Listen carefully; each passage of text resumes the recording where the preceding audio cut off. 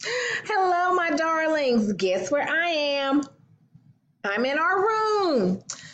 I just miss y'all so much. And I am just through with Hurricane Florence. She is tearing up my lesson plans.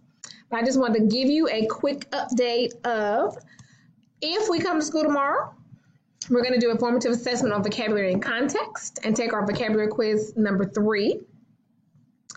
Wednesday is a teacher work day. We're going to be celebrating Yom Kippur. Thursday, the 20th, your HyperDoc is due in your interactive notebook, and we're going to take our literary term quiz. Remember, we went over some literary terms, and I told you you're going to see those again. Well, guess what? You're going to see them again on Thursday.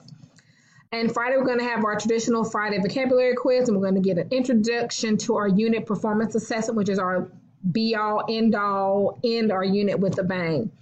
So I will keep you updated. Check Twitter, all those wonderful things. I can't wait to see my babies, hopefully tomorrow. Woo-hoo. If not, I will see you on Thursday.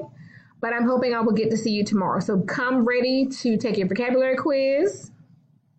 40 questions, multiple choice. 5 of those 5 words from last week will be on every vocabulary quiz for the next week. So, and I circled the 5 on the quiz so you'll know where they are.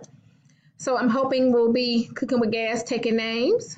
I look forward to seeing you hopefully tomorrow. See you later, babes. Bye.